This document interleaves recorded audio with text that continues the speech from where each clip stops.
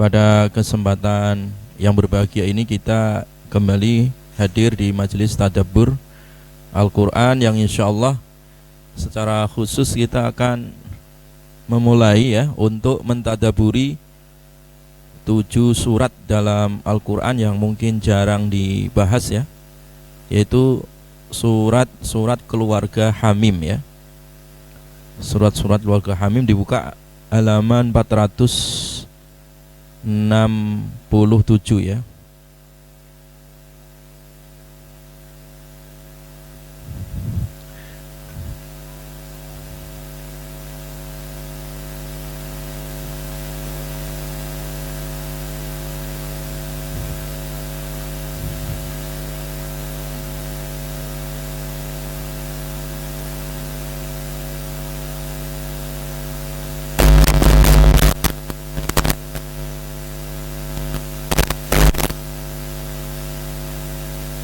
Jadi nanti kita akan mentadaburi ayat-ayat surat-surat khusus yang diawali dengan huruf Hamim, dan itu berurutan Yang pertama itu surat Ghafir. Yang ini nanti kita akan masuk membahasnya. Surat Ghafir, surat Fussilat, urut Pak Ghafir, terus Fussilat, Syura, Zukhruf. Ghafir, kemudian Fussilat, kemudian Syura kemudian Zukhruf. Fussilat, kemudian Syura, Zukhruf, Ad-Dukhan. Ghafir, Fussilat, Syura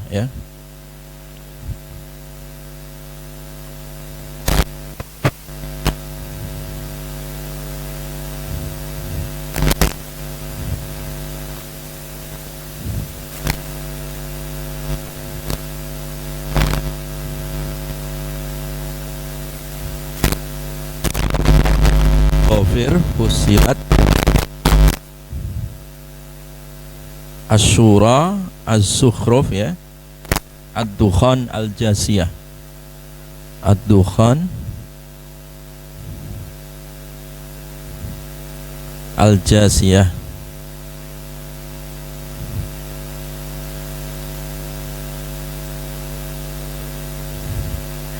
Kemudian Ghafir, Fussilat, Syura, Zukhruf, Ad-Dukhan, Al-Jasiyah. Kemudian Al-Ahqaf terakhir Kita akan fokus di 7 surat ini karena ini unik surat ini. Surat ini jarang dibahas, dan surat 7 ini diawali dengan ayat yang sama, yaitu Hamim Jadi 7 surat itu diawali dengan kalimat yang sama, yaitu Hamim. Nanti akan saya jelaskan apa rahasianya Ini penting untuk kita mentadaburinya karena ada rahasia-rahasia yang mungkin jarang didengar.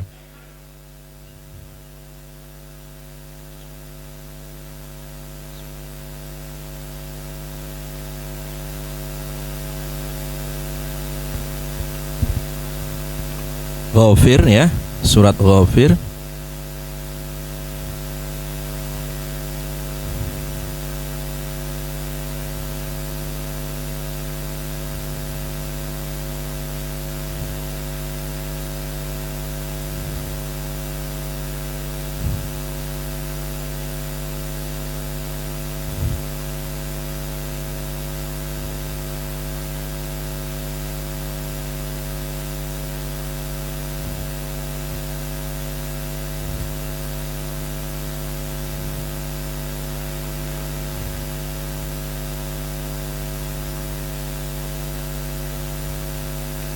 Ghafir, Fussilat, Asy-Syura, Az-Zukhruf, Ad-Dukhan, Al-Jasiyah, dan Al-Ahqaf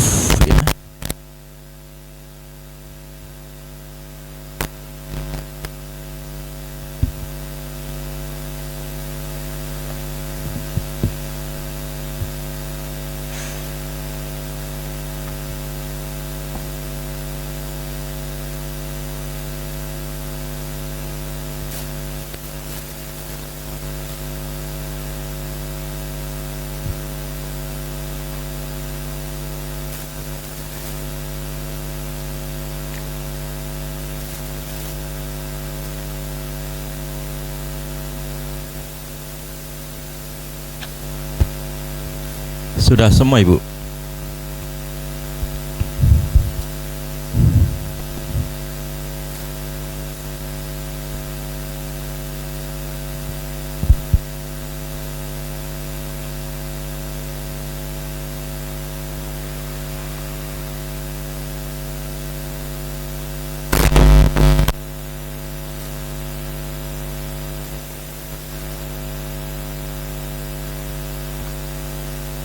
Baik, jadi itu disebut dengan surat Al-Hawamim ya.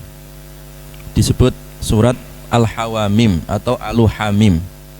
Jadi di Al-Quran ada Alu-Imran, ada Alu-Hamim.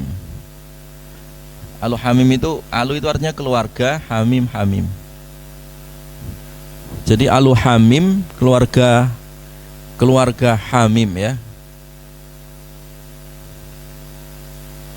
Keluarga di sini yang dimaksud bukan keluarga bapak, ibu, anak, bukan ya. Keluarga itu maksudnya rumpun di sini. Rumpun ayat yang diawali dengan rumpun surat yang diawali dengan Hamim. Makanya disebut Alu Hamim ya, keluarga rumpun ya, rumpun keluarga Hamim.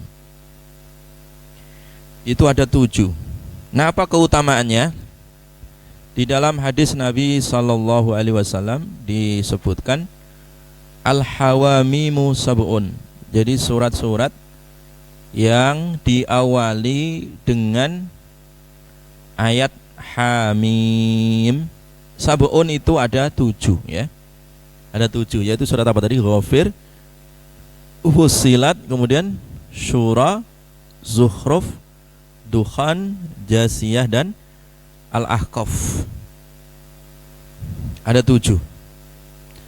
Wa abwabu jahannam sab'un.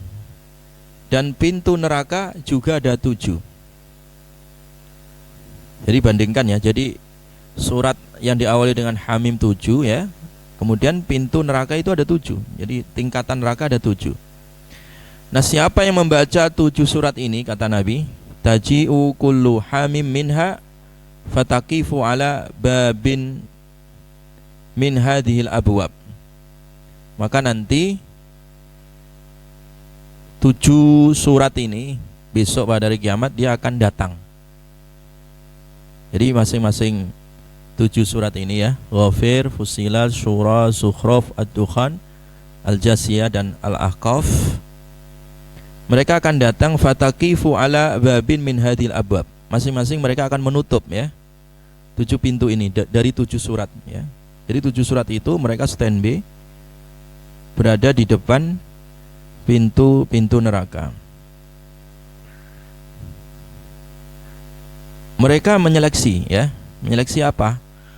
Yaitu orang-orang yang dulu di dunia istiqomah membaca 7 surat ini, punya amalan gitu ya. Jadi punya amalan di dunia, membaca dan mengamalkan 7 surat ini, maka 7 surat itu akan menjadi syafaat. Allahumma la tadkhul min hadhil bab man kana yu'minu bi wa yaqra'uni. Ya Allah, jangan sampai orang-orang yang beriman kepadaku dan membacaku, jangan sampai masuk ke pintu neraka. Luar biasa ya. Jadi dari 7 surat ini ya, nanti Ghafir, surah Ghafir dia akan datang ke pintu neraka. Fussilat sama Asy-Syura, 7 pintu neraka itu ditutup semua sama 7 surat ini. Tujuannya apa? Untuk mengamankan orang-orang yang ketika di dunia membaca apa? 7 surat apa? Hamim. Jadi kalau kita punya amalan di dunia membaca 7 surat ini, insya Allah nanti pada hari kiamat mendapat syafaat gitu ya. Artinya 7 surat ini akan membela para pembacanya, orang-orang yang mengamalkan isi kandungannya supaya selamat dari api neraka. Dan ini yang terpenting. Makanya doa kita itu kan Rabbana atina fid dunya hasanah wa fil akhirati hasanah wa qina adzabannar ya. Yang terpenting di akhirat itu terjaga dari api neraka. Kalau sekedar dia masuk surga, ada juga orang yang masuk surga tapi mampir dulu ke neraka. Nah, ini kita tidak menginginkan. Yang kita inginkan itu masuk surganya tanpa harus mampir apa? Ke neraka. Nah, salah satu sarana untuk menutup neraka dari 7 pintu itu dengan surat apa ini? Al-Hamim ya. Al-Hamim. Sebenarnya ya dalam hadis yang lain juga dijelaskan banyak sekali amalan-amalan yang bisa menyelamatkan pelakunya dari pintu neraka. Banyak ya. Salah satunya ini surat Hamim ini ya. Apakah ada amalan yang lain Ustadz? Ya ada. Contohnya apa? Orang yang punya anak kecil meninggal dunia itu juga sama. Mereka akan menjadi benteng di api neraka. Ya, punya anak kecil yang belum balik meninggal itu menjadi benteng bagi orang tuanya dari api apa? Neraka. Banyak. Jadi amalan-amalan yang bisa menyelamatkan seseorang dari api neraka itu banyak sekali.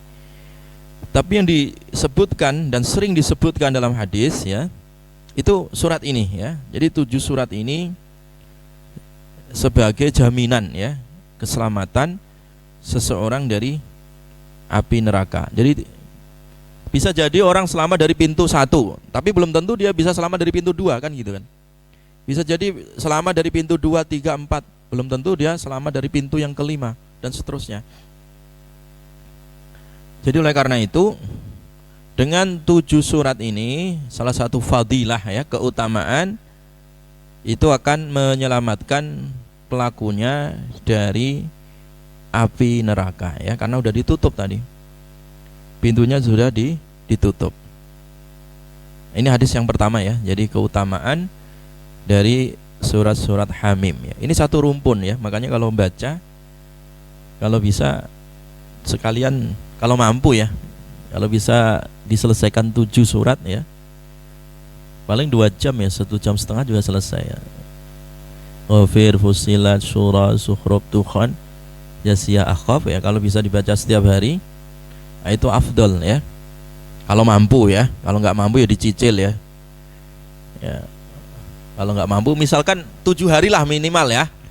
Kalau Bapak Ibu nggak mampu sehari baca 7 surat ini, minimal setiap hari 1 surat aja, ya kan? Misalkan di absen, Ghafir hari apa? Hari Jumat misalkan. Fussilat hari apa? Sabtu.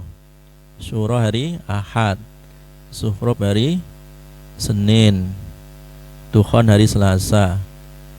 Jasiyah hari apa? Rabu. Ahqaf hari Kamis. Misal dijadwal gitu. Dijadwalkan supaya ada komitmen gitu. Kalau nggak dijadwal itu kadang males-malesan gitu ya. Nah, supaya tetap semangat ya, kita punya jadwal ya, supaya zikirnya tertib, bagusnya dijadwal begitu, seminggu sekali selesai dari 7 surat ini. Atau syukur-syukur kalau setiap hari selesai ya. Karena itu fadilahnya besar sekali ya. Fadilahnya apa? Sangat besar sekali. Nah, kalau sudah ditutup darinya 7 pintu neraka tadi, di dalam hadis Samurah bin Jundab ya, Nabi SAW bersabda, Al-Hawamim raudhatun min riyadil jannah. Al-Hawamim raudhatun min riyadil jannah. Di sisi lain ya, di sisi lain, setelah sang pembaca dari 7 surat ini selamat dari api neraka, dia dimasukkan ke surga. Nah, dimasukkan surga itu fadilahnya bagi orang-orang yang membaca Al-Hawamim tadi, itu diberikan raudhatun min riyadil jannah. Diperluas ya. Raudhah itu perkebunan atau taman-taman dari taman surga ya. Dari taman surga ya.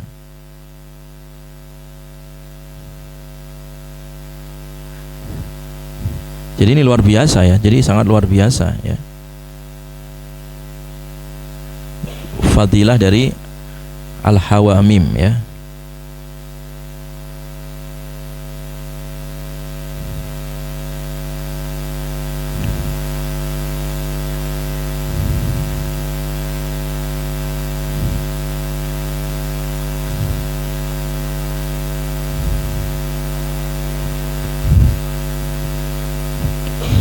Jadi Al-Hawamim raudhatun min riyadil jannah ya. Surat Hamim ini termasuk taman ya, atau perkebunan dari taman-taman apa? Surga ya.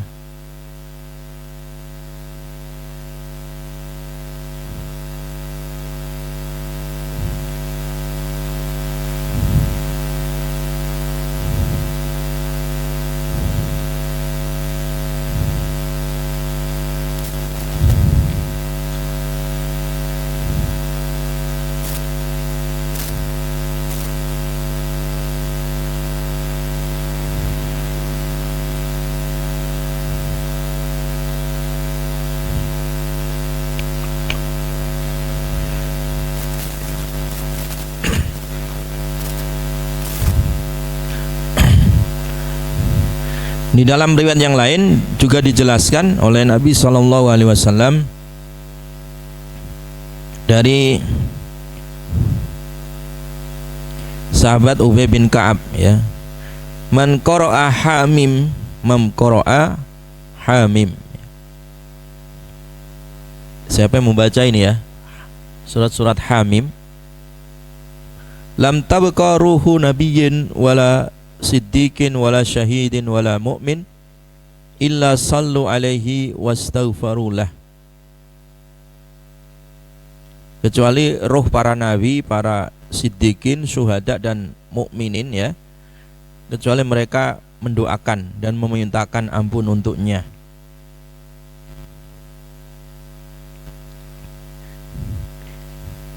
Nah itu ya, jadi contoh-contoh hadis-hadis yang bicara tentang keutamaan 7 surat ini.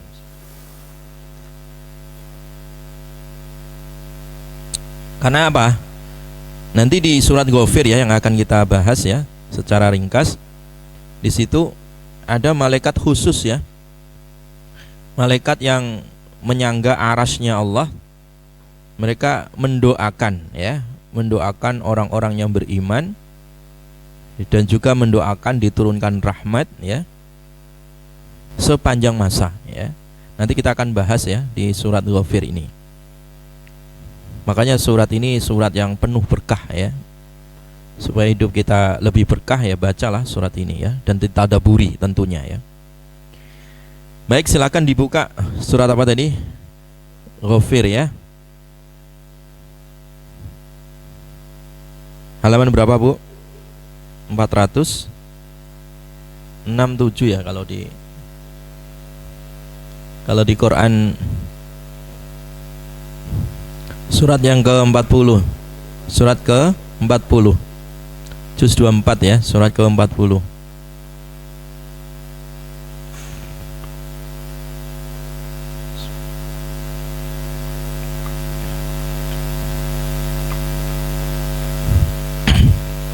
Sudah? Kita baca ya. A'udzu billahi minasy syaithanir rajim. Bareng-bareng.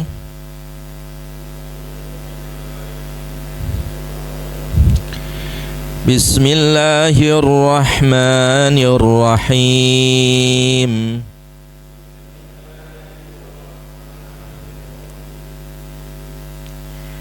Hamim.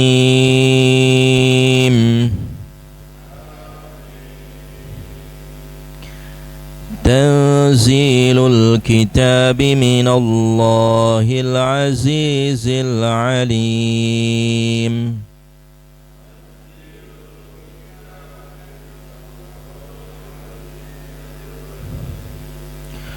Ghafiriz dzambi wa qabilit taubi syadidil iqabi dzit taul.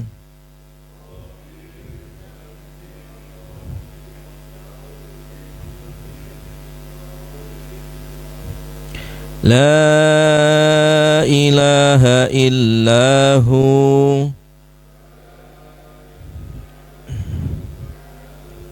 ilaihil masir.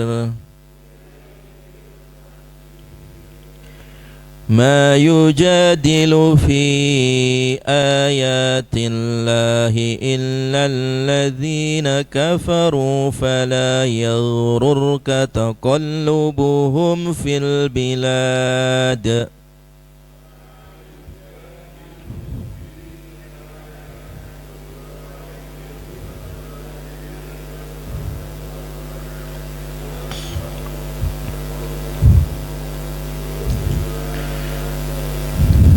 كذبت قبلهم قوم نوح والأحزاب من بعدهم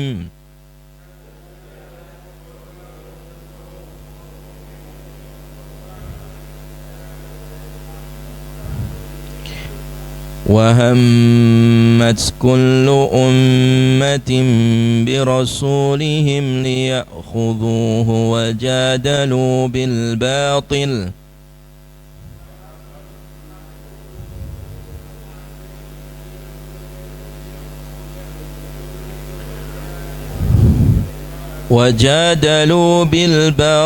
ليدحضوا به الحق فأخذتهم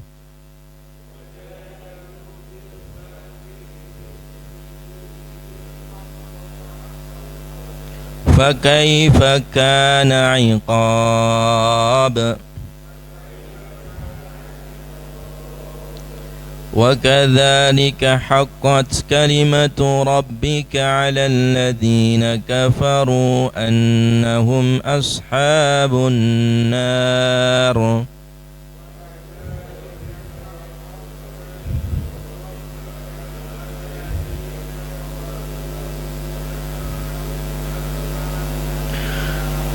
الذين يحملون الأرش ومن حوله يسبحون بحمد ربهم ويؤمنون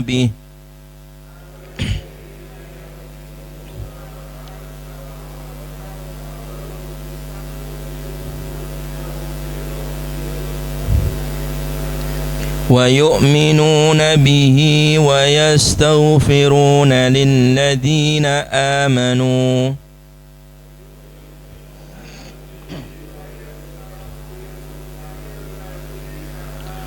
ربنا وسعت كل شيء رحمة وعلما فاغفر للذين تابوا واتبعوا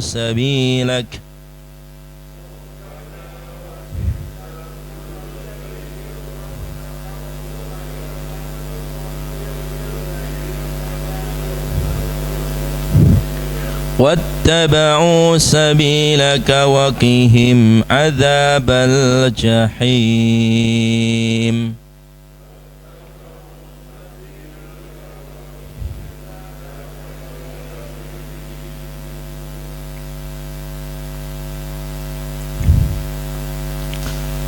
Kita mulai ya surat Ghafir ya. Surat Ghafir ini juga disebut sebagai surat Al-Mu'min ya. Juga disebut sebagai surat apa? Al-Mu'min ya. Karena ada kisah nanti ya. Di surat Ghafir ini ada kisah, ternyata di tengah-tengah kekafiran keluarga Fir'aun justru ada keluarga Fir'aun yang beriman gitu ya, sehingga keimanannya ini diabadikan dalam Al-Quran dan dijadikan sebagai nama ya. Makanya disebut juga surat Al-Mu'min, artinya orang yang beriman ya, orang yang beriman.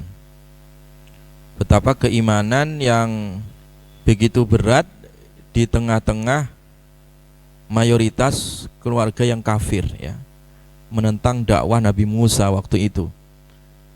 Nah di situ ternyata yang berperan pertama beriman kepada Nabi Musa salah satunya adalah dari keluarga Fir'aun itu sendiri ya. Makanya disebut mukmin ya, al-mukmin. Jadi orang yang beriman di tengah-tengah mayoritas di mana orang-orang malah pada kufur atau ingkar terhadap kenabian dan juga risalah Allah Subhanahu wa taala.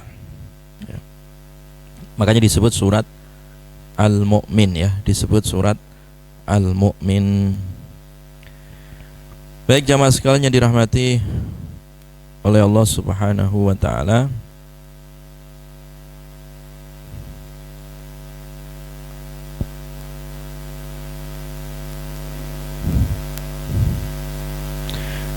Nah, di dalam riwayat yang lain dijelaskan bahwa sebenarnya ada perlindungan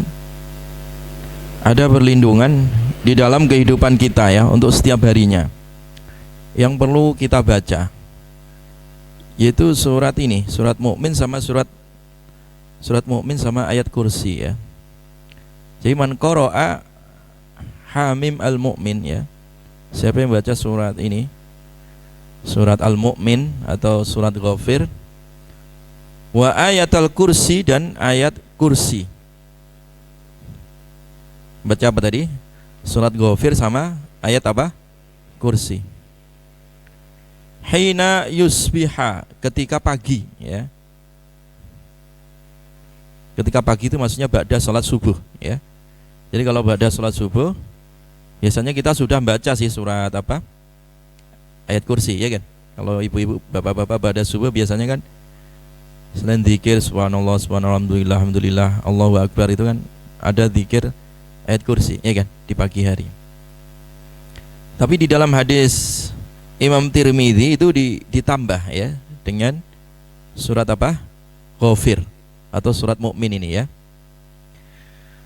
Kata Nabi, hufidha bihima hatta yumsi ya. Hatta yumsi.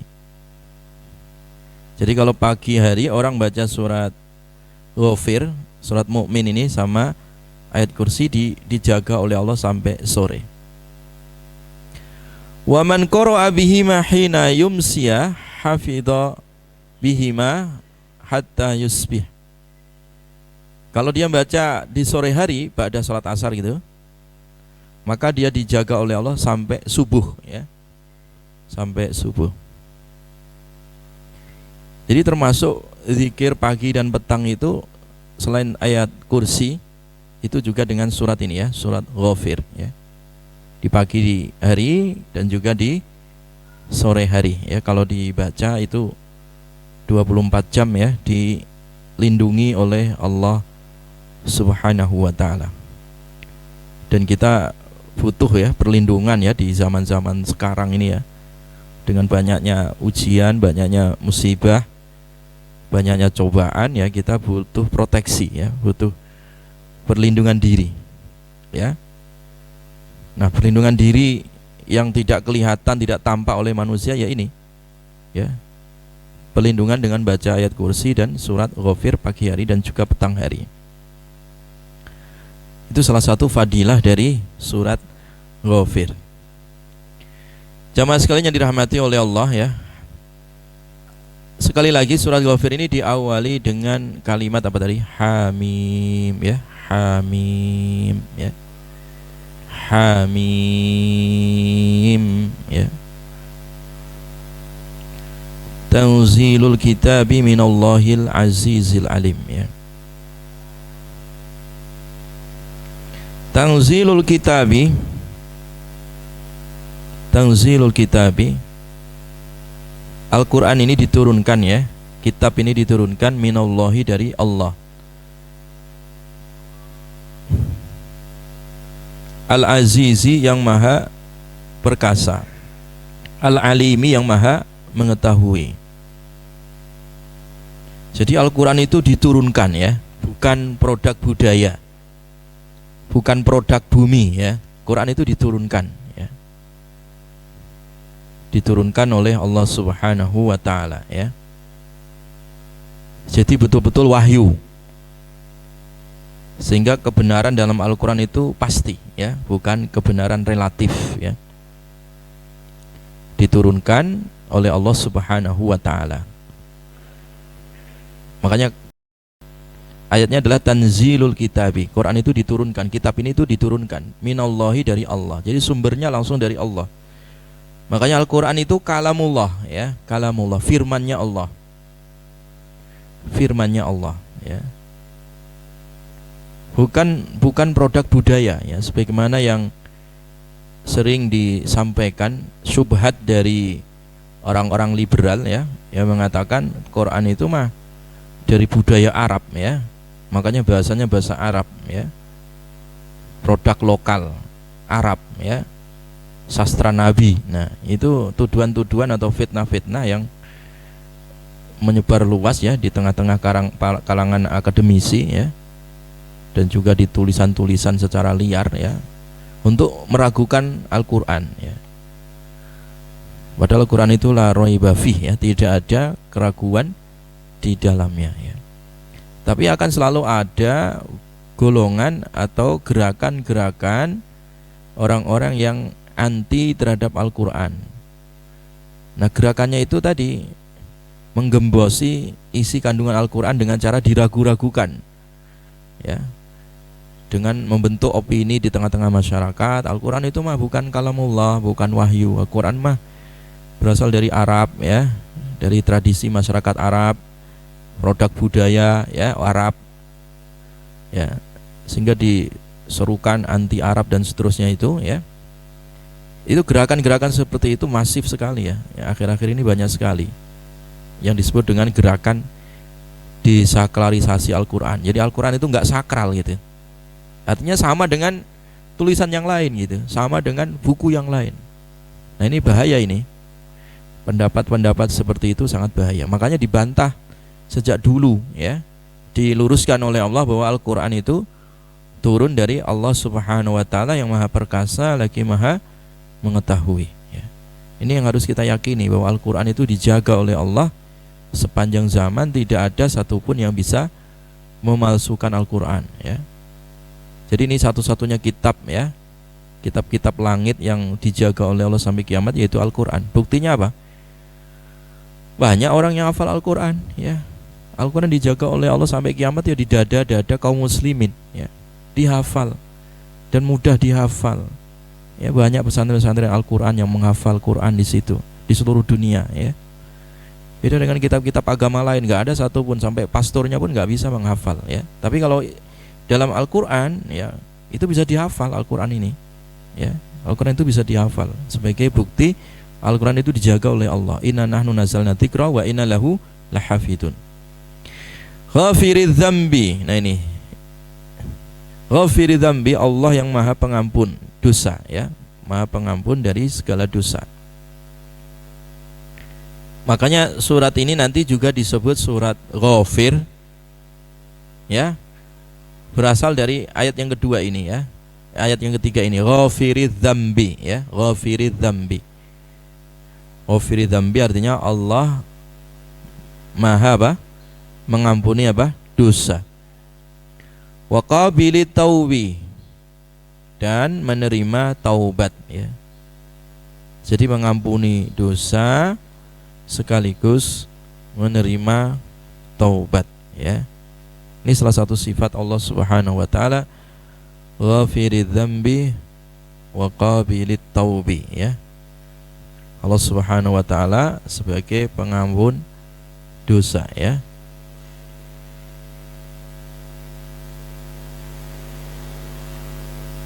Ini sifatnya Allah, ya. Allah Maha Pengampun. Sampai, ya, di dalam hadis itu dijelaskan kalau seandainya, ya, dosa manusia itu sebesar isi bumi, ya, atau sebesar langit, ya, itu Allah Maha Pengampun, ya. Allah tetap mengampunkan selama dia tidak syirik, ya, selama tidak apa? Syirik. Makanya orang-orang yang berdosa itu nggak boleh putus asa, walaupun dosanya sudah banyak, ya, dosanya sudah lama, ya, dia tidak boleh putus asa. Kenapa? Karena Allah Subhanahu wa taala Maha Pengampun segala dosa. Yang terpenting adalah itu tadi, kita memperbanyak istighfar. Orang nggak pernah terbebas yang dari namanya dosa ya. Pasti semua orang pernah melakukan dosa ya. Sehebat apapun manusia pasti dia pernah melakukan dosa. Makanya Nabi SAW mengajarkan supaya setiap hari kita banyak istighfar. Nabi sendiri yang dijamin maksum artinya tidak pernah melakukan dosa, terjaga dari dosa, itu pun Nabi masih beristighfar ya. Istighfarnya Nabi itu setiap hari ya minimal ya 70 sampai 100 kali, bahkan lebih ya. Itu Nabi ya. Nah, bagaimana dengan kita? Ya kita harusnya lebih banyak lagi kan gitu. Dosa kita banyak ya. Makanya perbanyak istighfar ya. Karena Allah Maha Pengampun. Dengan istighfar itu selain dosa diampunkan ya juga hidup kita dilapangkan. Pernah datang ke salah seorang ulama, Imam Hasan Al-Basri. Imam Hasan Al-Basri itu pernah didatangi 3 tamu ya, 3 kelompok, 3 rombongan. Rombongan yang pertama mengeluhkan tentang masalah paceklik. Paceklik itu apa? Kekurangan apa? Pangan ya, hujan, kekurangan hujan, kekurangan pangan, ternak pada mati, tidak ada panen, itu paceklik. Rombongan ini mengadu kepada Imam Hasan Al-Basri, salah seorang ulama, minta nasihat. Wahai Imam, nasihati kami. Kata Imam Hasan Al-Basri, kamu banyaklah istighfar katanya. Udah banyak istighfar, pulang katanya. Ajak warga untuk banyak istighfar. Nanti Allah akan berikan kelapangan rezeki ya, diangkat itu paceklik. Rombongan yang kedua datang lagi bertanya, mengeluhkan tentang masalah keturunan ya, nggak dikasih anak ya. Jadi masalah keturunan, nikah sudah lama tapi belum punya anak ya. Kata Imam Hasan Al-Basri, kamu istighfar katanya, kamu istighfar. Nah, tamu yang ketiga, rombongan yang ketiga mengeluhkan tentang masalah sempitnya rezeki. Kata Imam Hasan Al-Basri, kamu banyak istighfar. Jadi tiga-tiganya solusinya cuma istighfar katanya. Nah, orang yang hadir di situ bertanya, wahai Imam, ini 3 orang, 3 rombongan, masalahnya berbeda tapi solusinya sama gitu, istighfar. Kata Imam Hasan Al-Basri, ya iya betul istighfar katanya. Karena Allah berfirman ya dalam surat Nuh, faqultu astaghfiru rabbakum innahu kana ghaffara yursilis sama alaikum midrara wa yumditukum bi amwali wa banin. Jadi istighfarlah, kalau kamu istighfar kata Allah ya, Allah akan menurunkan hujan yang berkah dari langit.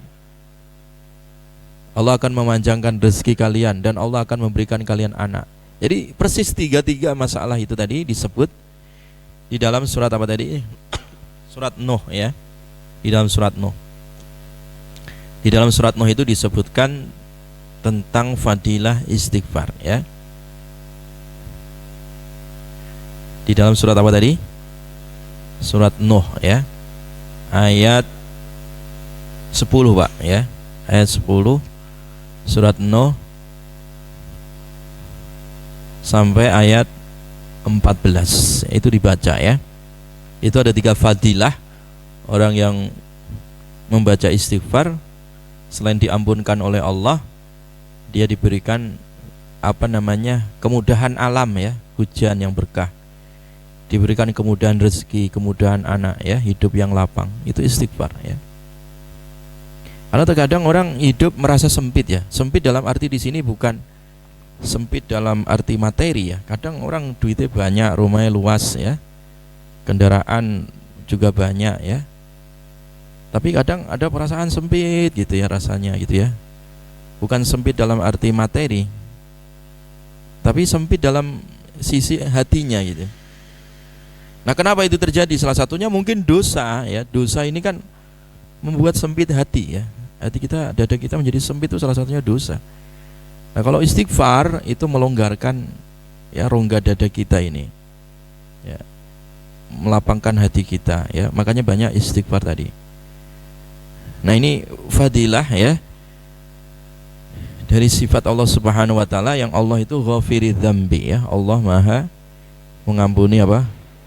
Segala dosa ya. Dan ingat ya, kalau orang melakukan dosa itu baiknya ditutupin ya. Kalau melakukan dosa itu jangan terang-terangan. Walaupun tidak menganjurkan kita melakukan dosa, tidak. Jadi kalau orang sudah melakukan dosa itu banyak istighfar aja, nggak usah banyak diceritakan, nggak usah diposting, nggak usah, pokoknya nggak usah dipamerkan ke orang melakukan dosa itu. Ya, karena terkadang ya kita melakukan dosa kemudian kita tutupin dengan istighfar, ya sudah, dosa itu hilang.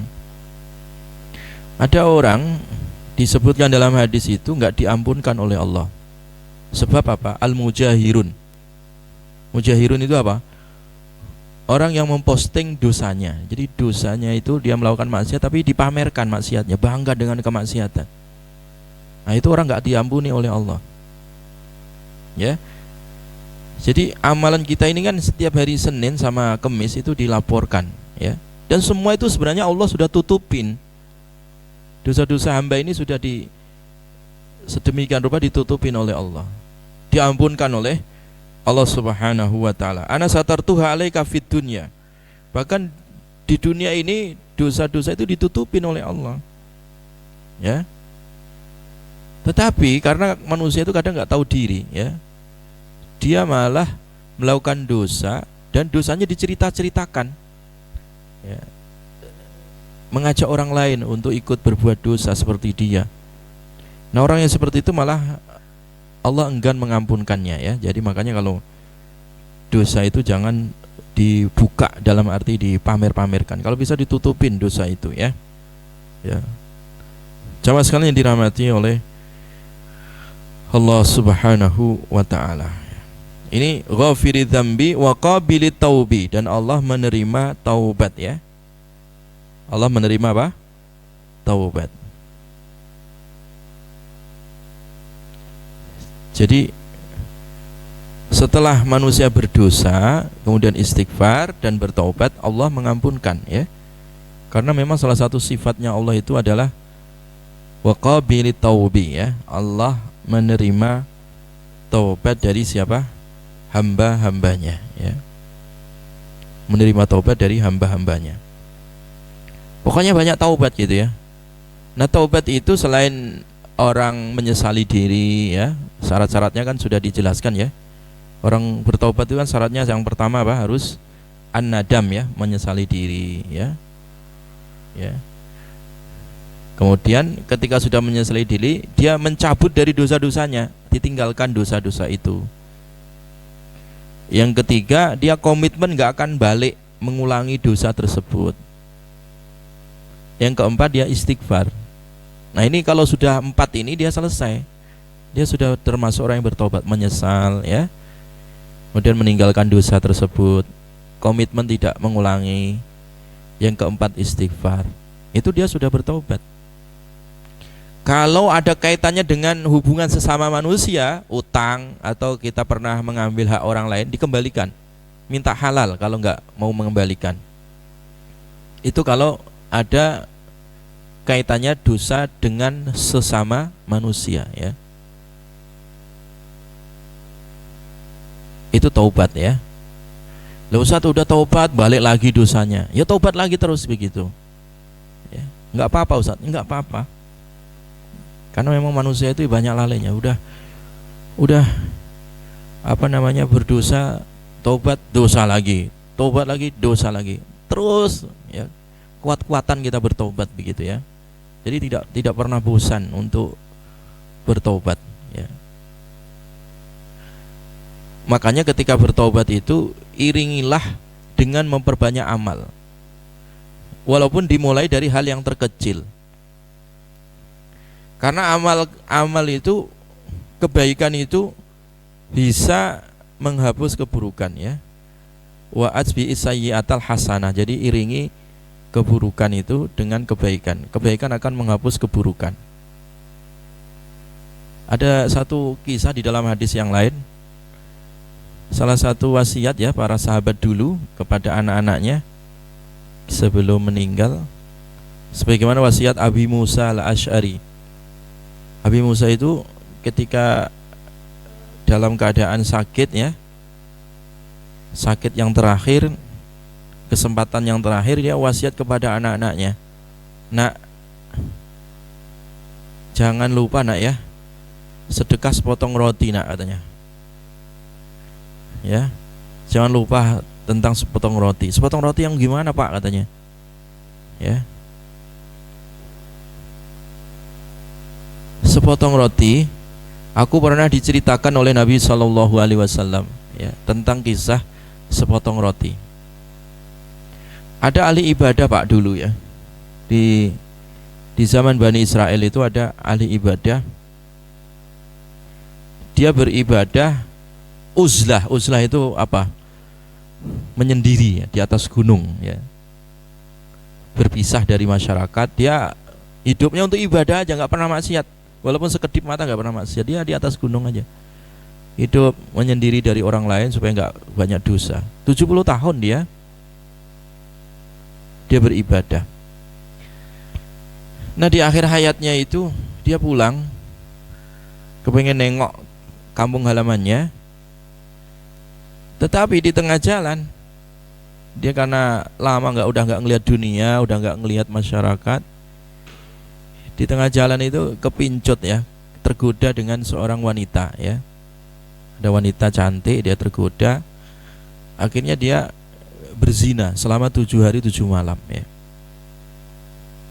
Itu 70 tahun dia ibadah, kemudian 7 hari dia bermaksiat gitu. Nah, ketika sudah 7 hari dia maksiat, dia baru ingat, oh iya ya Allah, ini saya untuk apa ibadah 70 tahun ini kok malah dihabiskan dengan maksiat seperti ini. Dia menyesal, akhirnya menyesal. Nah kata Nabi di dalam hadis itu dijelaskan, tidaklah dia jalan satu langkah kecuali sujud, saking nyeselnya itu. Jadi orang itu kalau udah nyesel kan udah nggak mikir dirinya sendiri. Jadi pokoknya dia itu kepingin taubat kepada Allah. Setiap jalan satu langkah dia sujud, jalan lagi sujud lagi, minta ampun pada Allah ya, saking nyeselnya. Wong ahli ibadah malah maksiat gitu. Nah kemudian orang kampung yang lihat ini orang lapar, ini jalan kok jatuh gitu. Dikira orang lapar, padahal dia itu sedang bertobat gitu ya. Jalan sujud lagi, jatuh lagi gitu. Akhirnya digotong sama masyarakat, ditaruh di rumah singgah ya, di rumah penampungan ya. Nah, di situ biasanya ada 12 orang yang ditampung di rumah penampungan, yang biasa oleh para donatur dikasih 12 potong roti ya. Berarti kalau ketambahan satu kan kurang satu rotinya ya kan. Nah, dia datang terakhir, maksudnya datang orang baru lah, penghuni baru di rumah singgah tersebut. Seperti biasa dia dan warga yang tinggal di rumah singgah itu dibagi masing-masing dapat sepotong roti. Karena ternyata kan jatahnya cuma 12, ketambahan si orang tadi yang menjadi 13 kan kurang satu kan rotinya kan. Kebetulan dia datangnya agak awal, dia dapat sepotong roti. Nah, dibagi-bagi semua sudah mendapatkan sepotong roti kecuali satu temannya. Satu temannya ini nggak dapat roti. Dia kasihan, ya sudah, ini roti saya tak kasihkan kamu. Ya. Keesokan harinya si orang ini meninggal ya. Meninggal dunia. Maka kata Nabi SAW, fawuzinat ya, sab'una aman bisab'i layali farajahat sab'u layali. Jadi 70 tahun ya, 70 tahun dia beribadah ya. Kemudian dikurangi 7 hari dia maksiat. Ternyata 70 tahun itu habis. Kenapa? Kan dia melakukan dosa besar. Dosa besar itu menghapus seluruh pahala, Pak. Makanya hati-hati ya, dosa besar itu menghapus seluruh pahala, ya.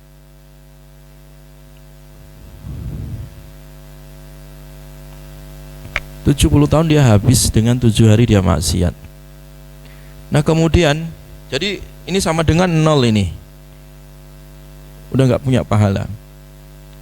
Kemudian 7 hari ini, 7 hari dia maksiat, 7 hari dia maksiat, dia hanya tersisa sepotong roti tadi. Jadi kata Nabi, fawuzinat sab'u layali birraghif. 7 hari dia melakukan maksiat tadi ditimbang dengan sepotong roti. Farajjaha ar-raghif. Ternyata dimenangkan oleh sepotong roti. Dimenangkan oleh sepotong apa? Roti. Makanya Nabi mengatakan, la tahqiranna minal ma'rufi syai'a. Jadi kalau kalian pas taubat itu jangan menyepelekan amalan yang dianggap kecil, ya, remeh. Sepotong roti kan kecil kan, 10.000 rupiah atau 5.000 rupiah ya kalau sekarang. Tetapi ternyata itu menyebabkan ampunan Allah Subhanahu wa ta'ala, ya. Makanya ada orang masuk surga gara-gara sepotong roti, ada orang masuk surga gara-gara secuil kurma, ya. Ada orang masuk surga gara-gara nyingkirkan ranting, ya, gangguan dari jalan. Ada orang masuk surga gara-gara ngasih minum anjing gitu, ya. Seorang pelacur yang ma'ruf hadisnya, ya. Ya. Jadi jangan menyepelekan amal yang kecil, karena kita nggak tahu juga ya amal kita yang diterima oleh Allah yang mana gitu. Makanya dengan ayat ini, ghafiri dzambi wa qabilit taubi, Allah pengampun, Allah penerima taubat. Ini sebuah motivasi gitu ya, supaya manusia tidak putus asa, ya. Manusia sudah tidak putus asa kalau dia melakukan dosa, dan juga tidak bangga kalau dia itu banyak melakukan kebaikan, ya. Makanya orang ibadah itu kan antara khauf dan roja, antara sifat takut dan sifat harap gitu, ya. Sifat harap itu artinya apa? Kita selalu punya harapan, ya, di tengah-tengah kita beramal yang ala kadarnya, kadang amal kita ini plus dicampur-campur dosa kadang, ya. Kita masih punya harapan, ya Allah mudah-mudahan, ya, diampunkan, mudah-mudahan diterima, ya. Itu harapan.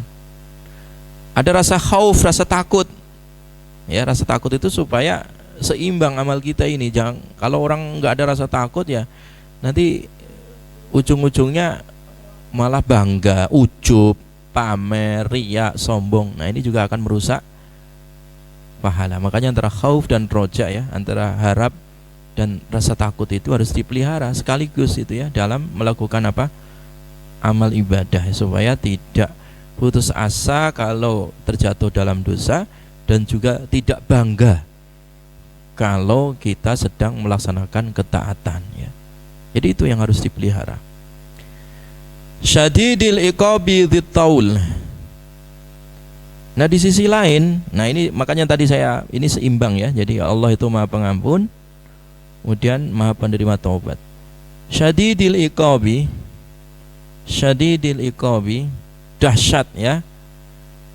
Dahsyat siksanya, ya.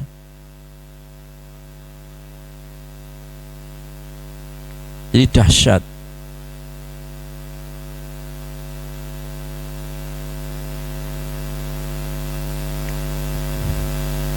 Siksa ataupun hukuman, ya. Dzit-tauli yang memiliki nikmat atau karunia, ya.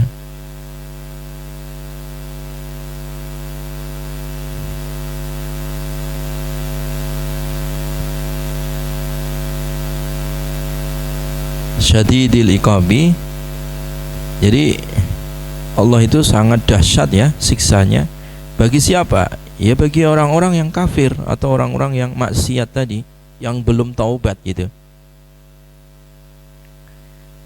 Bagi orang-orang yang kufur ya terhadap nikmat-nikmat Allah, yang dia tidak bersyukur atas segala nikmat kan gitu. Jadi satu sisi Allah Maha Pengampun ya, satu sisi Allah juga Maha menyiksa gitu ya. Artinya memberikan siksa. Ya. Nah, di sini apa? Maksudnya di sini maksudnya bahwa supaya kita manusia ketika melakukan dosa untuk segera kembali ya. Kenapa? Allah Maha Pengampun lagi Maha Penerima taubat. Jangan kita ini berlarut-larut di dalam dosa. Kenapa? Kalau nggak segera ditaubati, Allah itu dahsyat, siksanya dahsyat, ya, siksanya dahsyat ya. Jadi siksanya dahsyat kalau Allah melihat orang-orang yang maksiat ya, dia tidak bertaubat ya. Syadidil iqab ya. Jadi satu sisi Allah Maha Pengampun ya. Nah, di sini ada harapan orang yang melakukan dosa untuk bertaubat. Satu sisi Allah Maha menyiksa tadi ya, syadidil iqab, dahsyat siksanya. Ini ancaman ya supaya orang-orang yang melakukan maksiat itu segera punya rasa takut ya. Kalau enggak ya akan terkena ini siksa itu ya. Makanya jamaah sekalian ya, hidup kita ini sebenarnya sudah dibuat sistem sedemikian rupa ya oleh Allah Subhanahu wa taala. Jadi antara kebaikan dan keburukan ya. Ketika keburukan diiringi dengan kebaikan, keburukan itu akan hilang ya. Terus begitu. Misalkan orang hidup ini dia hidup 60 tahun ya. Ketika mati, meninggal dunia, masih tersisa dosa. Misalkan dosanya masih ada 30% misalkan ya. Dia masih ada 30% dosa yang belum ditaubati dulu ketika di dunia. Ya, entah karena ditunda atau karena dia lupa atau lalai. 30% dosa belum ditaubati. Nah, Allah masih menyisakan saudara-saudaranya untuk menyolati jenazahnya. Makanya kalau ada orang mati ya, jenazah disolatkan itu, kalau disolati 40 orang, kata Nabi, 40 orang yang itu orang saleh, orang baik ya, orang yang ahli tauhid, maka dosa 30% ini udah lunas, selesai gitu. Sisa dosa yang belum pernah ditaubati itu selesai dengan disolati oleh saudara-saudaranya. Makanya semakin banyak yang menyolati jenazah itu semakin bagus. Kalau toh sedikit ya, kalau toh sedikit, maka Nabi membuat barisan yang banyak ya. Dalam arti itu apa? Selain dirapatkan itu dibuat 3 baris supaya kelihatan banyak ya. Syukur-syukur yang nyolati banyak betul gitu ya. Ada 40 lebih gitu ya. Itu jadi syafaat. Walaupun masih tersisa 30% dosanya, itu bisa lunas, selesai dengan disolatkan saudara-saudaranya ini.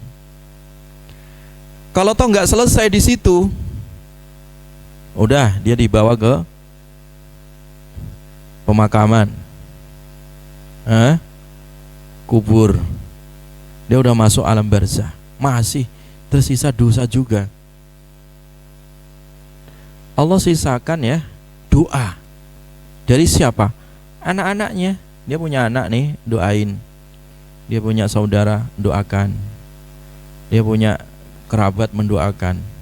Nah, itu bisa menyelesaikan tadi sisa dosanya di alam barzah. Atau dia dulu pernah punya wakaf mushaf di masjid, punya wakaf sumur, punya wakaf bangunan masjid atau pesantren atau musola atau apa ya. Itu dia akan datang menyelesaikan tunggaan dosa-dosanya tadi. Jadi seperti itu ya sistem yang Allah buat ya, supaya manusia itu ketika menghadap Allah betul-betul apa? Bersih ya, betul-betul apa? Bersih dari dosanya ya. Jadi oleh karena itu nikmat yang paling besar yang Allah berikan kepada kita itu nikmat ampunan, Bapak Ibu sekalian ya. Kalau nikmat makan, semua orang dikasih makan sama Allah ya. Semua mau kafir, mau mukmin, mau sholat nggak sholat itu rezeki dikasih semua.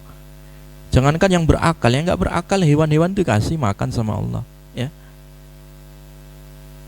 Saking rahman rahimnya Allah itu semua dikasih makan, kasih rezeki.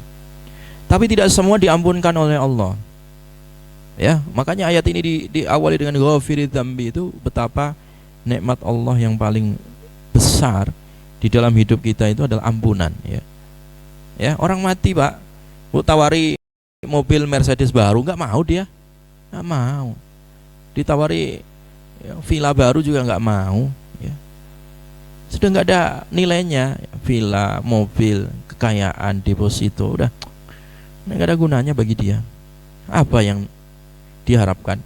Ampunan. Makanya doanya yang paling sering diulang dan diajarkan Nabi kan Allahumma ighfir lahu warhamhu wa'afihi wa'fu anhu, kan itu doa untuk mayit kan. Ya Allah ampuni dia, rahmati dia. Ya itu memang itu yang diharapkan, yang dibawa oleh mayit itu, supaya diampunkan dan dirahmati oleh Allah. Kalau udah diampunkan, dirahmati kan sudah jadi hambanya Allah. Bersih kan, udah diampuni, dirahmati, mau apa lagi? Ya, pasti surga kan gitu. Ya, pasti surga. Nah, disinilah ayat ini imbang ya. Jadi satu sisi Allah Maha Pengampun, penerima taubat. Satu sisi yang lain Allah mengingatkan, ingat loh. Ya, siksanya Allah dahsyat loh, nggak main-main ini. Jadi jangan nyepelekan dosa. Jangan nyepelekan dosa, karena khawatir kalau pas dia melakukan dosa itu kok di akhiri hidupnya su'ul khatimah, ngeri itu. Ya, ngeri. Pernah diceritakan dalam satu kitab itu disebut ada seorang muadzin ya di Damaskus dulu ya. Muadzinnya orang yang sangat mulia amalannya kan. Ya, dia tinggal di masjid, ngajak orang azan, ya dipanggil sholat, ya ngumpulkan orang sholat, kan pahalanya banyak sekali itu. Tetapi ya dikisahkan dalam riwayat itu, dia seorang muadzin di Masjid Damaskus ya. Dulu Pak, kalau azan kan nggak kayak sekarang ada speaker yang mudah di dalam kita azan ya. Dulu kan harus naik ke loteng gitu ya, ke atas gitu ya. Habis azan dia ngelirik ke bawah ya. Ke bawah itu ada tetangga Nasrani gitu ya. Perempuan Nasrani, dia ngelirik, oh cantik itu perempuan ya. Selesai azan, selesai sholat, dia kunjungin itu perempuan, kepengen dilamar. Gak bisa, kita beda agama ya. Gak bisa, kita beda. Terus supaya bisa gimana? Kamu ikut agama saya, Nasrani katanya, murtad. Oh ya gak apa-apa. Dia sudah mengatakan iya, saya murtad masuk Nasrani katanya. Saking senangnya dia pulang ke Sandung, jatuh mati. Artinya mati dalam kondisi apa? Murtad. Waliyadzubillah, ngeri kan? Padahal sekali aja dia maksiat itu. Makanya jangan tadi menyepelekan dosa maksiat, walaupun kecil ya, dianggap kecil, remeh gitu. Bisa jadi dengan remehnya maksiat tadi, orang diakhiri hayatnya dengan itu. Waliyadzubillah. Demikian juga jangan menyepelekan kebaikan tadi. Bisa jadi kebaikan yang sepele tadi menyebabkan dia masuk apa? Surga. Jadi pokoknya nggak boleh nyepelekan intinya gitu, baik dosa maupun apa? Pahala. Kita sampai jam berapa Bu? 10 ya? Ada tanya jawab? Monggo kalau tanya jawab dulu ya. Jadi yang ngisi gantiannya saya Ahmad Alim, Dr. Ahmad Alim, satunya Ustadz Ganang. Udah pernah kan dulu ya? Udah pernah ya? Al-Mulek, biar gantian. Jadi kadang yang ngisi saya kalau saya bisa, nanti satunya Ustadz Ganang ya. Silakan kalau ada yang bertanya. Ya silakan.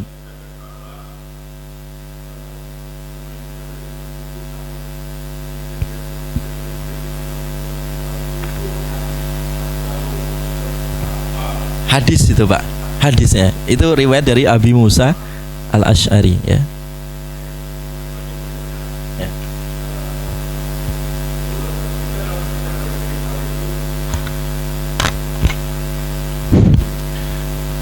dalam kita istighfar atau minta ampun, rasanya kan begitu banyaknya kelalaian kita, dosa-dosa kita, entah itu mata, telinga, kelamin dan sebagainya. Apakah kita harus mengingat semua dosa-dosa kita sejak kita akhir balik, yang mungkin banyak sekali yang lupa. Nah, itu yang pertama. Bagaimana kita mengupayakan atau kita merenung semua. Kalau zaman waktu kita berangkat haji disuruh tulis tuh semua dosa-dosa kita yang ingat, nanti di Arafah minta ampun. Ya. Itu kemudian dosa kita banyak tadi, Pak. Iya. Kemudian sedikit lagi, Pak Ustadz. Ya. Karena kita istighfar atau doa kita tuh tidak akan diterima oleh Allah Subhanahu wa taala ketika kita dalam diri kita mengalir darah yang halal, yang haram, maaf. Yang minggu lalu juga kita diskusikan. Nah, bagaimana upaya kita?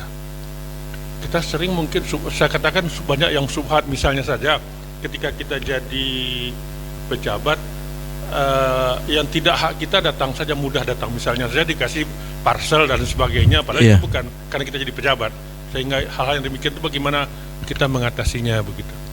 Baik. Demikian, terima kasih Pak. Baik, Pak. Jadi yang pertama tadi gini, Pak. Jadi dosa kita ini banyak ya. Jadi kalau dihitung sejak balik sampai sekarang, kadang ada yang kelewat.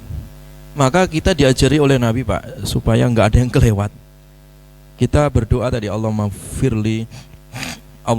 gfirli ma qaddamtu. Ini doanya, Pak. Allahumma gfirli. Allah, ini hadis ya. Allahumma, ini doa istighfar. Allahumma gfirli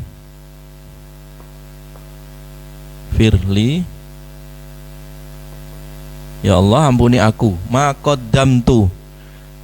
qaddamtu apa saja dosa yang telah aku lakukan dulu ya. Ma qaddamtu. Allahumma gfirli ma qaddamtu. Jadi ma qaddamtu itu segala dosa yang telah aku kerjakan, Pak. Berarti sejak dulu awal dosa sampai hari ini itu namanya ma qaddamtu. Ya, sengaja maupun tidak sengaja. Ini udah terhapus di sini. Allahumma gfirli ma qaddamtu wa ma akhartu, dan dosa yang akan datang ini. Kalau seandainya nanti saya ada usia ya, terus masih ada dosa gitu, ya Allah ampuni juga. Wa ma akhartu wa ma a'lantu. Nah ini. Dan dosa yang terang-terangan aku kerjakan, wa ma a'lantu.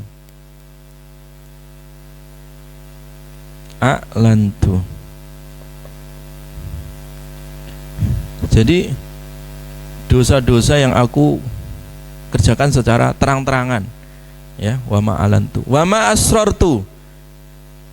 Wa ma asrartu itu dosa-dosa. Waduh, ini permanen spidolnya. Iya.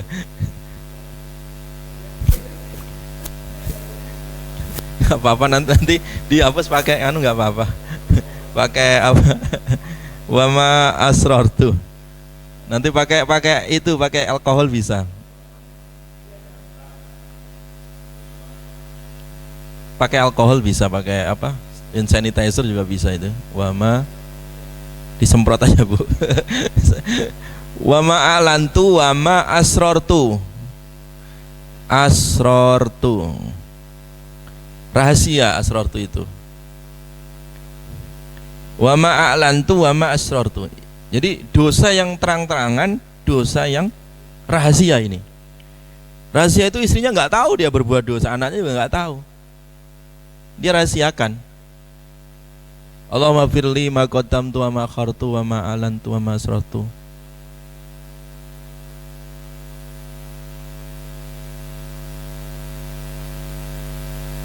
Allahumma firli ma qaddamtu wa ma akhartu wa ma a'lantu wa ma asrartu. Ini segala dosa terampuni di sini, Pak. Allahumma firli ma qaddamtu wa ma akhartu wa ma a'lantu wa ma asrartu. apa yang dosa yang telah lalu ya, dosa yang akan datang, dosa yang dilakukan aku terang-terangan, yang aku lakukan secara rahasia. Wa ma anta a'lamu bihi minni. Nah ini. Dan dosa wa ma anta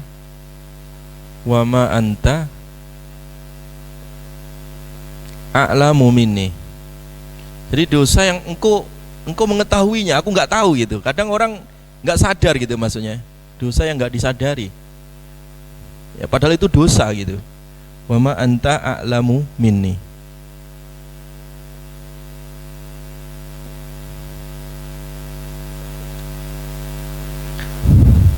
Jadi semua dosa ini udah tercakup di sini, Pak. Ya. Dosa yang lalu, dosa yang diakhirkan akan datang, dosa yang terang-terangan, dosa yang rahasia. Wa ma anta a'lamu bini, dan dosa yang engkau lebih tahu daripada aku. Artinya kadang kita nggak tahu kalau ini dosa gitu. Padahal itu dosa. Artinya nggak sadar gitu. Memang nggak sengaja. Karena menganggap itu nggak dosa, padahal itu dosa gitu.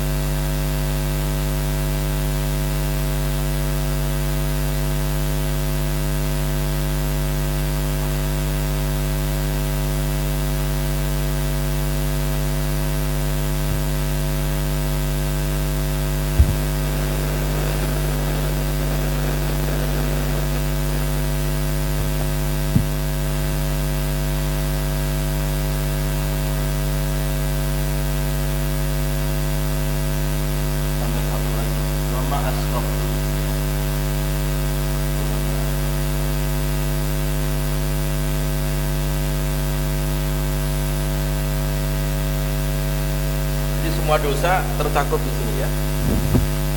Jadi Allahumma fir lima qaddamtu wa ma akhartu wa ma alantu wa ma asrartu wa ma asraftu wa ma anta a'lamu bihi minni. Jadi wa ma asraftu itu artinya yang aku melampaui batas ya, wa ma anta a'lamu minni, dan engkau lebih mengetahui dari aku ya. Nah, dosa-dosa itu akan diampunkan oleh Allah Subhanahu wa taala ya. Antal muqaddimu wa antal muakhiru la ilaha illa anta ya. Antal muqaddimu wa antal muakhiru la ilaha illa anta. Sebenarnya ini Bu, jadi setelah tahiyat akhir itu ada banyak doa di situ. Salah satunya doa ini ya. Antal muqaddimu.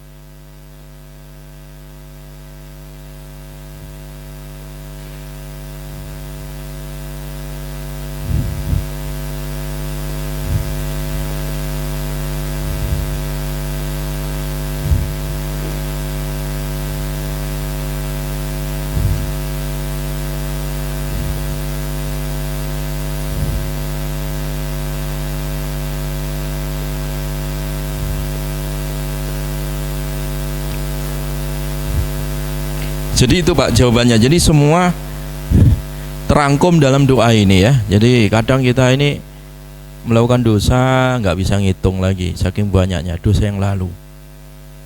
Atau terkadang kita menganggap ini nggak dosa tapi dosa. Ini hadiah atau suap dulu, kita nggak bisa bedakan. Kita sengaja, kadang nggak sengaja, kadang terang-terangan, kadang rahasia. Pokoknya ini mencakup semua dosa ya. Kalau ini dibaca ya insya Allah tadi ya. Ini minta doa, minta dosa juga diampunkan segalanya ya. Allahumma fir lima qaddamtu wa ma akhartu wa ma alantu wa ma asrartu ya, wa ma asraftu wa ma anta a'lamu bihi minni antal muqaddimu wa antal muakhiru la ilaha illa anta ya.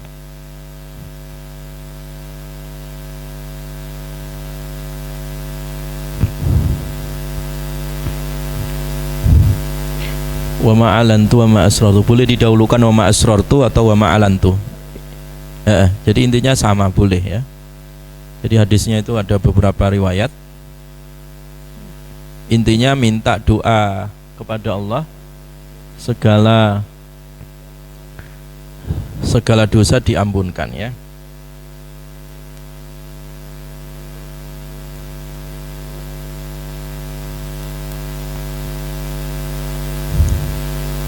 Ada lagi pertanyaan?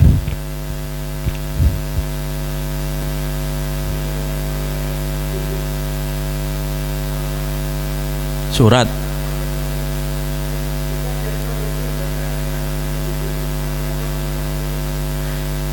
Ya mencakup juga. Mencakup. Jadi Al-Quran itu ada yang sifatnya umum Bu ya. Kita baca aja semua Al-Quran, ya kan, dari Al-Baqarah sampai An-Nas, ya kan, Hatam. Ya sudah mencakup. Tetapi ada kekhususan gitu. Ada apa? Kekhususan. Kekhususan itu ada lebih spesial gitu.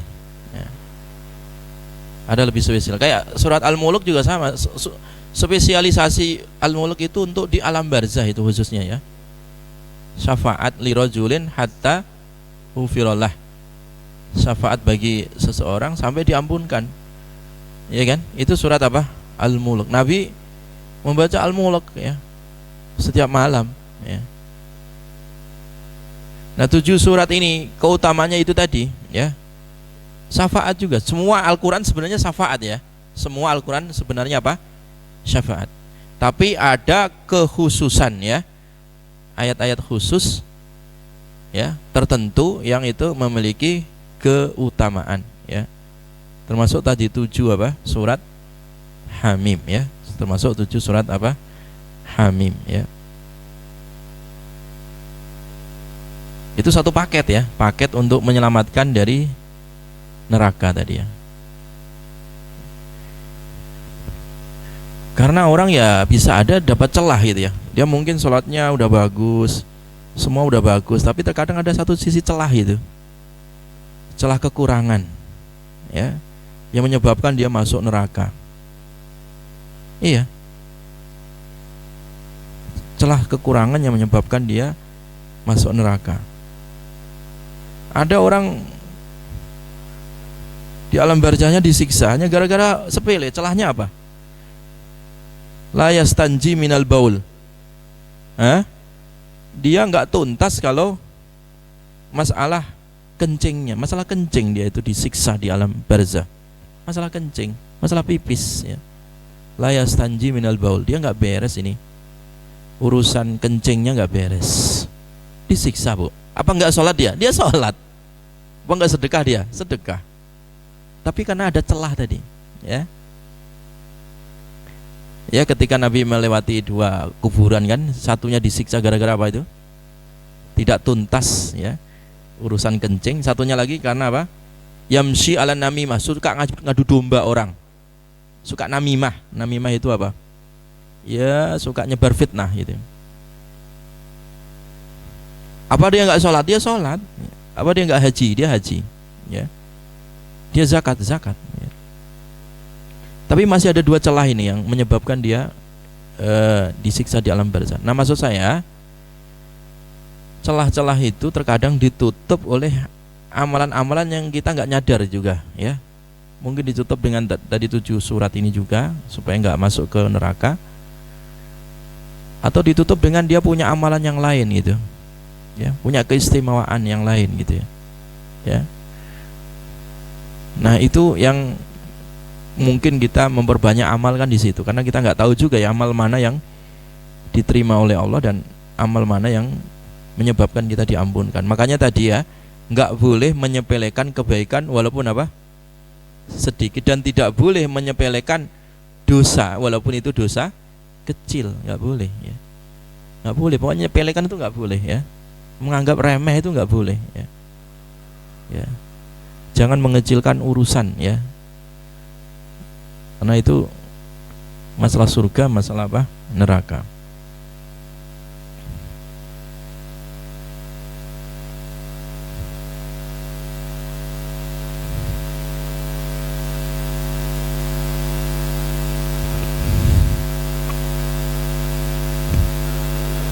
Ya,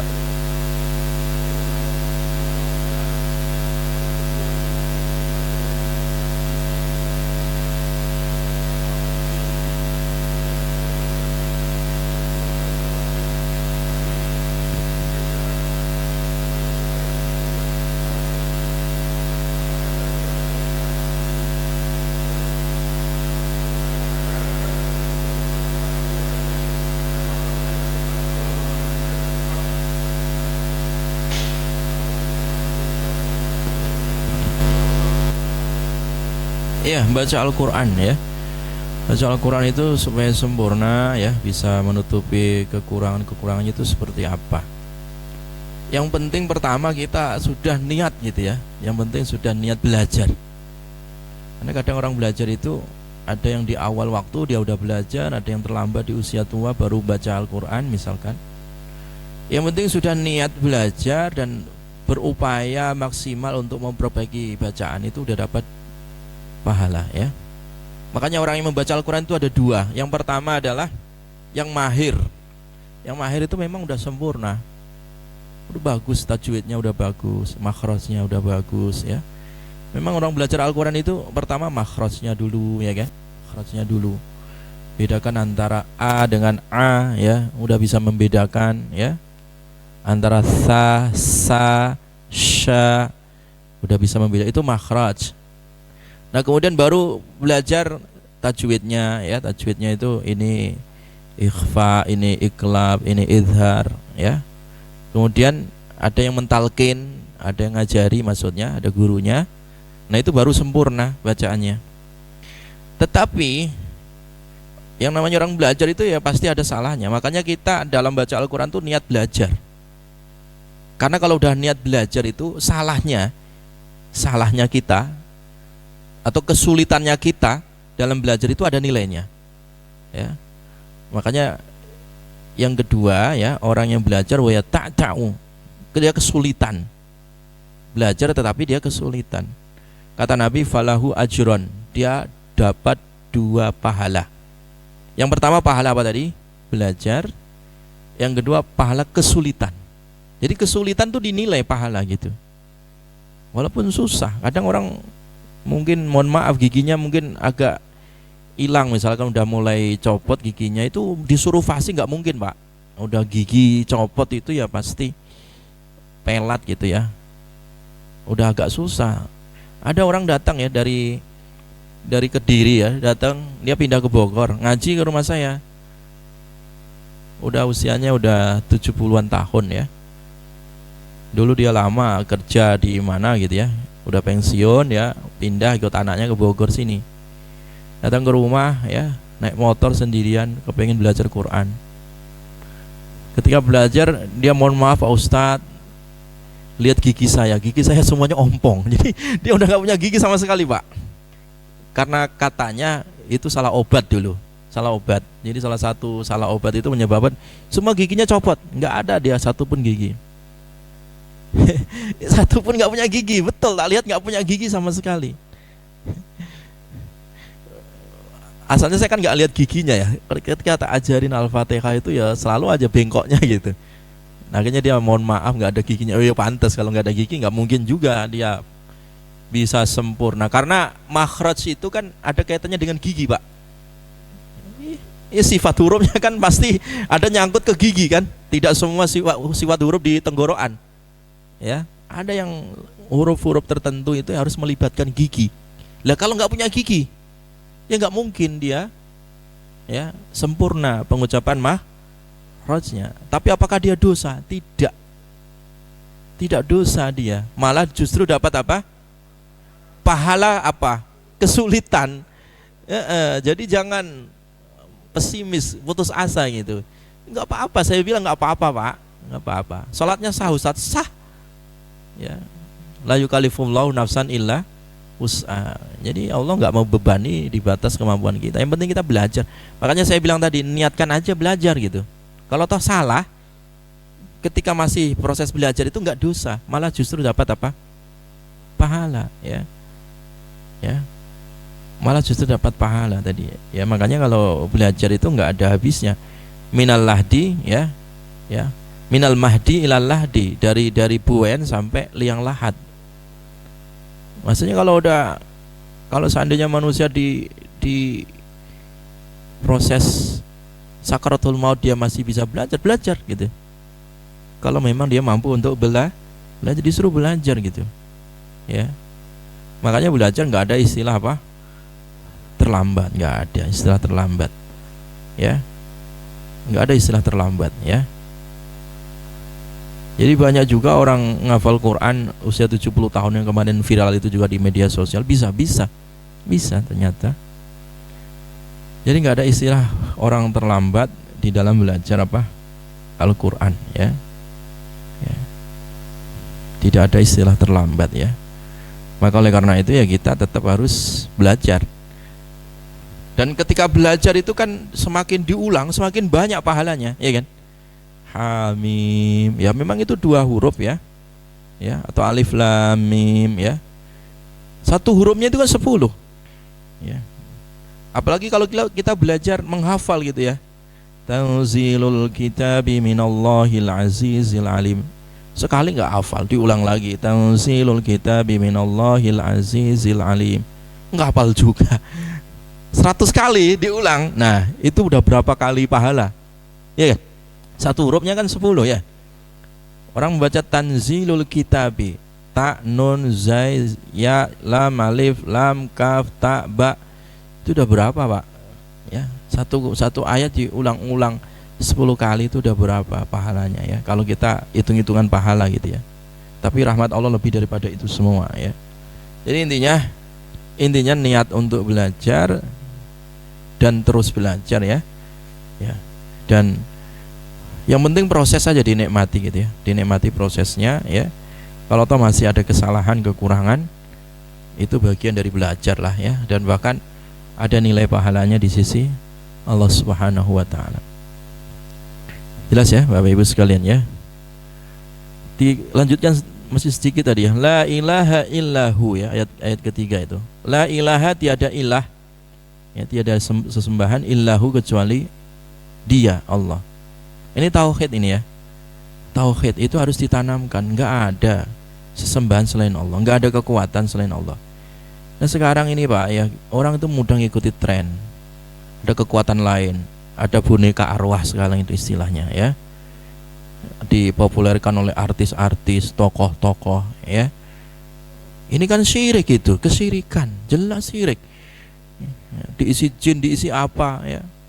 Jadi itu sebenarnya kerjanya dukun. Nah, boneka-boneka arwah itu kan sebenarnya makanannya dukun. Dukun itu kalau nyantet orang kan pakai boneka kayak gitu, Pak.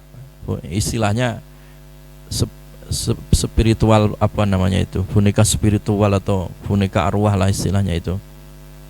Itu sebenarnya dipakai oleh para dukun, ya. Kemudian sekarang ditransfer oleh artis-artis, ya, jadi boneka peliharaan, ya.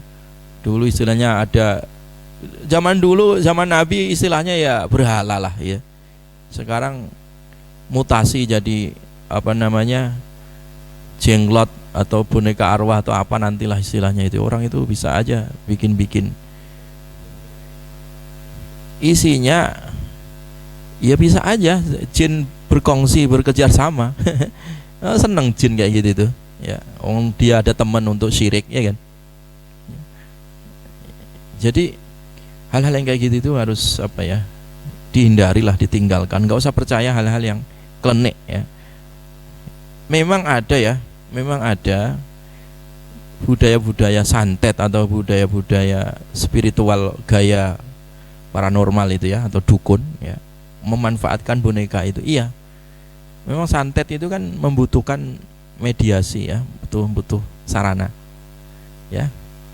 Makanya dalam surat apa itu? Surat Al-Falaq, ya. Itu kan wa min syarrin naffatsati fil uqad, ya. Kita berlindung dari keburukan apa? Nafas yang ditiupkan ke buhul-buhul. Buhul-buhul ya itu tadi. Kadang menggunakan boneka, menggunakan mediasi, ya. Mediator itu tujuannya untuk nyakiti orang lain. Iya, itu memang kerjasama dengan setan itu. Artinya apa? Syirik. Itu artinya apa? syirik. Nah, itu bertentangan dengan ayat ini, la ilaha illahu ya.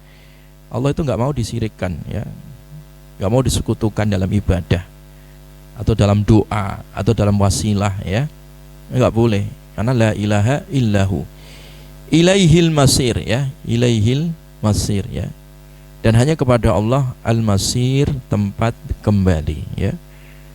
Dimanapun kita berada ya, kita akan mati, kembali kepada siapa? Allah Subhanahu wa ta'ala ya. Ya kembali kepada Allah. Ya kembalinya umat Islam ya dikuburkan kalau mati ya kan. Jangan ngikuti filosofi orang-orang di luar sana ya. Sekarang kan ketika ditanya orang, kenapa sih kok jenazah mayit itu kalau mati dikremasi katanya dan dibuang di laut ya.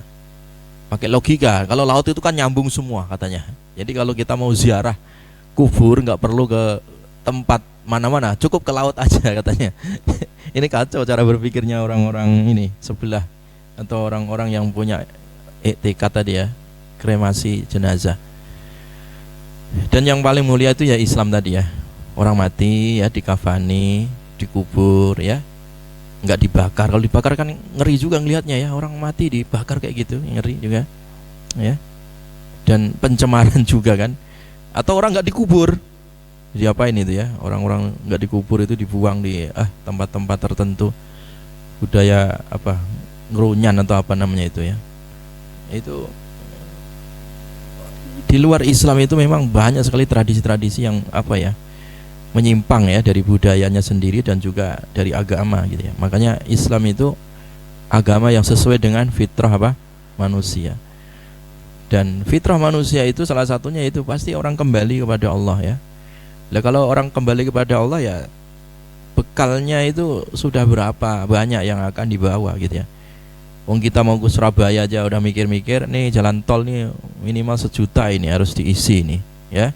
Kalau pakai tol, belum bensinnya, belum apa istirahatnya ya, makan hotel macam-macam. Itu baru perjalanan sini Surabaya. Ini perjalanan 1 hari ya. Yauma ta'rujul malaikatu warruhu ilaihi fi yaumin kana miqdaru khamsina alfasana. 50.000 tahun, Pak. Perjalanan di akhirat tuh seharinya berapa tadi? Khamsina alfasana, dalam surat Al-Ma'arij itu ya.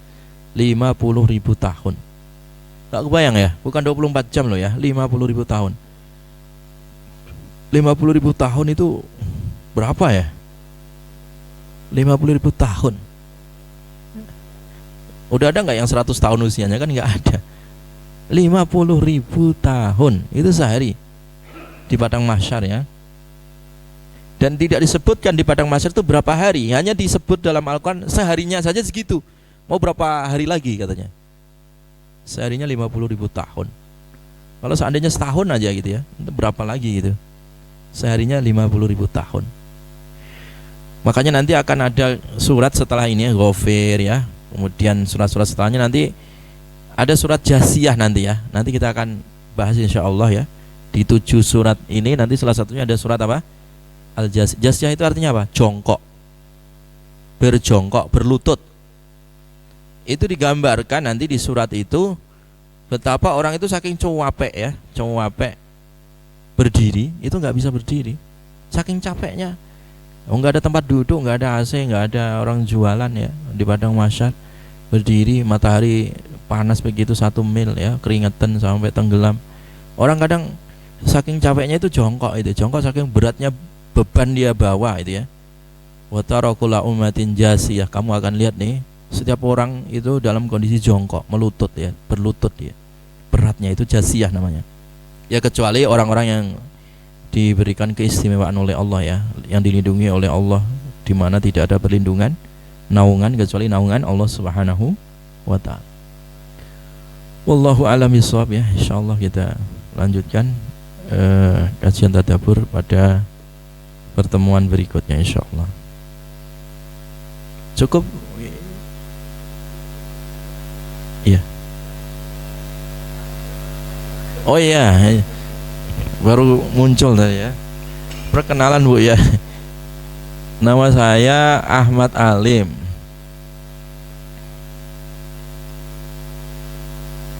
dosen di UIK Bu ya, dosen pascasarjana di Universitas Ibnu Khaldun Bogor. Sehari-hari ngajar di situ ya. Terus juga di pesantren ya, di UIK itu ada pesantren mahasiswa ya, untuk S1, S2, S3. Jadi selama ini kita kenalnya pesantren untuk SD, SMP, SMA, tapi di UIK itu ada pesantren mahasiswa. Pesantren pertama ya, pesantren pertama kampus di Indonesia itu di UIK. Itu dulu zamannya Pak Nasir, Perdana Menteri pertama, zaman Pak Soekarno dulu ya. Pak Nasir dan Kiai Soleh Iskandar itu kepingin membuat model pendidikan 3 pilar umat Islam: kampus, masjid, dan pesantren. Itu jadi satu di situ. Nah, saya ngajar di UIK dan juga ngasuh di situ, ada pesantren Uli Lalu bersama Profesor Kiai Didin Hafiduddin ya. Saya sekretaris beliau ya di pesantren dan juga di BKSPPI. BKSPPI itu apa ya, semacam ormas gitu ya, Badan Kerjasama Pondok Pesantren Indonesia ya, dan masuk ke Dewan Pertimbangan MUI Pusat ya. Jadi saya juga masuk di Dewan Pertimbangan MUI Pusat ya, melalui ormas. Jadi ada 62 ormas yang menjadi Dewan Pertimbangan MUI Pusat, yang termasuk itu tadi yang saya kelola dengan Pak Kiai Didin ya. Udah itu. Iya. Adapun Ustadz Ganang itu mahasiswa saya S3, dia S3, mahasiswa S3 yang itu masuk dalam program kader ulama. Jadi kita ada yang mondok di saya itu S3. Jadi udah pada punya istri anak tapi mondok gitu. Dan ngambil program S3-nya gitu, program kader ulama gitu. Jadi kemarin gini, Covid ini kan ada ulama kita itu ada 500-an Bu yang meninggal kan. Ada yang meninggal 500-an lebih itu. Lah sementara jarang yang memperhatikan, lah ini nanti yang ganti siapa gitu. Makanya kemarin teman-teman ya, termasuk Pak Kiai yang di MUI dan teman-teman yang lain, ayolah kita bikin kader jenjang ulama untuk level selain dia pesantren dan juga akademisi gitu, S3 gitu. Nah, ada 13 orang ya, 13 orang yang sekarang kita kader untuk menggantikan lah pemimpin masa depan gitu ya. Ya, karena banyak ulama yang meninggal di kita ya, kita harus memproduksi lagi gitu, mengkader lagi. Nah, salah satunya Ustadz Ganang itu. Beliau alumni Madinah ya, Madinah. Kalau saya dari alumni Mekah, kalau saya di alumni Mekahnya ya, di Mekah, di Ummul Qura pernah ya. Terus pernah belajar di tempatnya Syekh Sudes ya. Syekh Sudes itu punya kampus juga, saya pernah belajar alumni situ juga ya. Di Mekah itu Syekh Sudes yang Imam Masjidil Haram itu punya kampus di rumah di daerah Awali Mekah itu. Nah, saya pernah belajar di situ dulu ya. Dan sekarang salah satu program pesantren tadi Bu ya, saya ada banyak pesantren tahfidz juga ya. Selain di UIK itu ada pesantren Ibnu Jauzi namanya. Itu slogannya tadi, one home one hafid, satu rumah satu hafid. Program sih ya, kita ya berusaha aja gitu. Alhamdulillah sekarang udah mulai banyak dari alumni dan cabang-cabang di daerah gitu ya. Kita buat gerakan satu rumah satu hafid ya. Itu insya Allah bisa, saya bilang bisa. Yang orang nggak punya agama aja bisa kok. Bill Gates itu dulu punya cita-cita ya, every home one Microsoft, satu rumah, setiap rumah ada Microsoft, ada komputer. Kan tercapai kan cita-citanya Bill Gates itu. Padahal Bill Gates nggak punya agama, saya bilang. Lah masa kita punya agama nggak percaya? Kita percaya aja walaupun nggak punya modal, satu rumah satu hafid insya Allah terlaksana, saya bilang gitu. Nah, ini sekarang doktrin yang saya doktrinkan ke santri-santri ya, untuk gerakan untuk belajar Al-Quran termasuk tadi. Jadi Al-Quran untuk semua ya, makanya orang-orang sepuh juga belajar goreng ke saya bilang tadi, sampai yang giginya ompong habis itu belajar, bisa ya, bisa.